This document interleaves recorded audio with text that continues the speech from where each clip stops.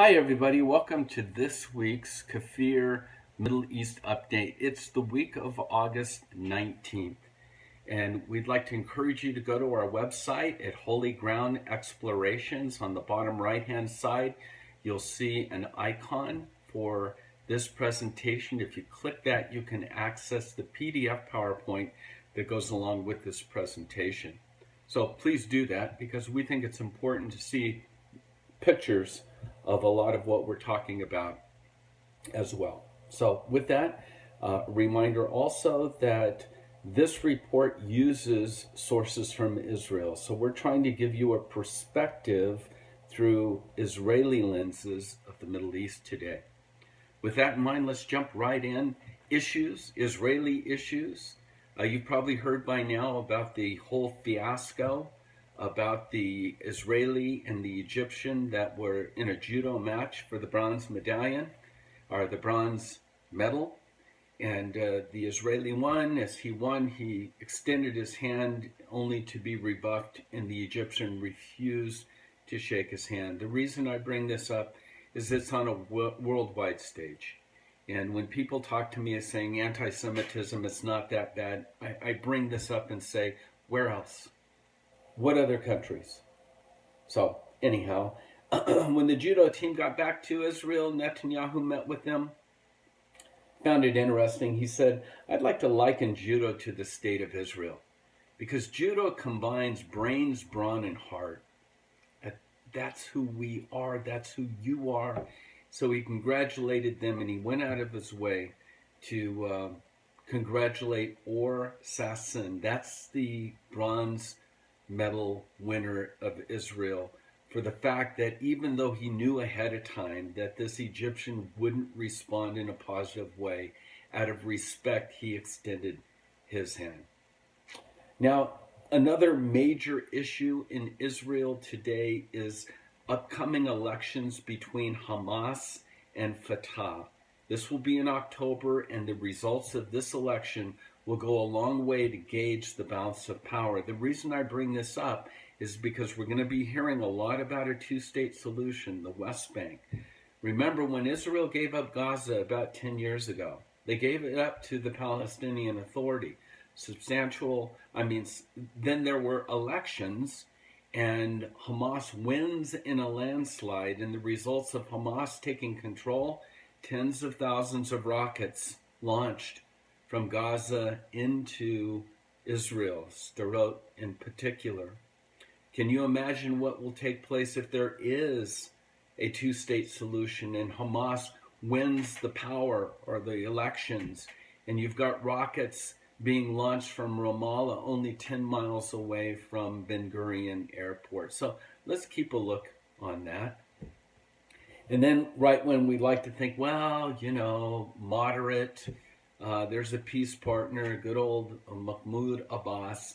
One of the things I want to bring up is that over this last 3-week period of time, it's been a time in which Israel has been remembering the destruction of the temple. It's called Tisha B'Av, and both the first and second temple were desecrated and destroyed on Tisha B'Av.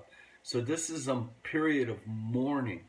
But at the conclusion of this mourning period, the next Shabbat that follows is called Nakuma, which literally means the Sabbath of comfort. And what usually transpires, and this would have been over the last week, is it's a time for the Jews to look to the future and to remember God's promises. And they begin dreaming about rebuilding the third temple. Well, when this takes place, it creates ripples throughout the Middle East. Rivals, whether they're moderate or whether they're, flagrant aggressors, it creates ripples through the Middle East, because ground zero when it comes to what we call the end of days will be the Temple Mount. It is Jerusalem. It will become a cup of trembling to all the nations. That's what Zechariah tells us. So as the Jews are dreaming about rebuilding their third temple, what's the response? Well, Mahmoud Abbas, the Fatah leader, has come out and he says, you know what? The Temple Mount, that's ours. The Church of the Holy Sepulchre, that's ours. And they have no right to defile them with their filthy feet. We will not allow them to do so. We will do everything in our power to protect Jerusalem. Filthy feet? Why mention the Holy Sepulchre? Is that intended for the audience of Christians as well? This is a peace partner? And that's on a radical side, right? Well, what about Jordan?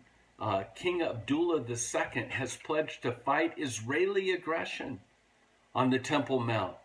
And he affirms Jordan's commitment to the Palestinian. He goes on to add that Israel is to blame for all the violence on the Temple Mount. Really? And do you know what happened last week on Tisha B'Av, on Sunday?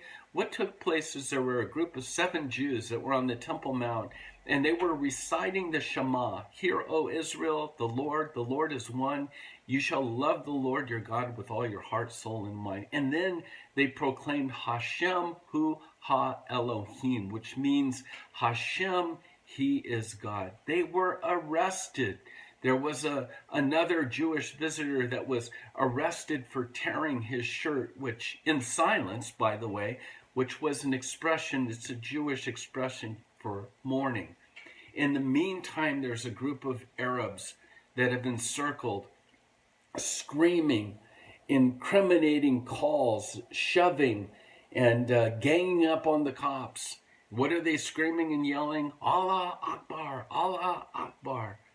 I guess that's the approved language of praising God, because none of them were arrested whatsoever. Well, over the last year, probably even more than that, I've pretty much hammered Obama and his stance regarding the Palestinians. But I want to give him his due, because there's what I call shocking new information, our U.S. stance when it comes to Palestinian. The Obama administration no longer claims that the PA is working to control and eliminate expressions of anti-Semitism. Did you hear that? They're no longer making excuses.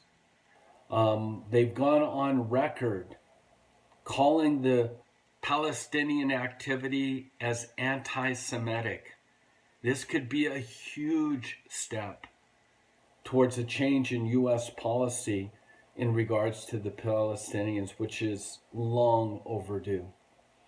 But with that being said, there is one last concern, a last-ditch effort. Israeli diplomats, the Prime Minister's office, the foreign ministry officials are reportedly preparing for the possibility that Barack Obama will launch a last-ditch diplomatic initiative during the interim period between the elections in November and the swearing in of the elected president in January. What are they fearing is that he will propose to the UN Security Council a two-state solution based on the 1967 lines, which, in my opinion, and obviously in the opinion of Israel, would be detrimental to any true and lasting peace plan.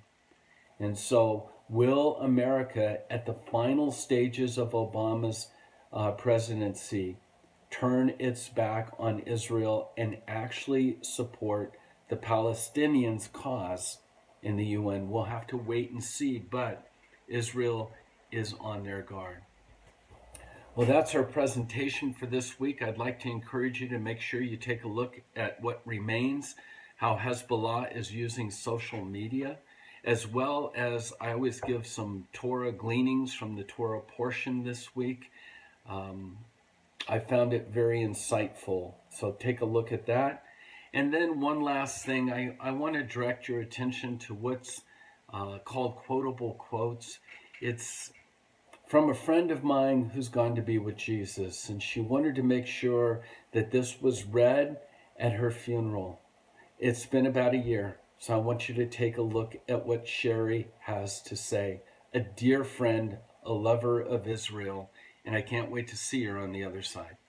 God bless you, and Shabbat Shalom.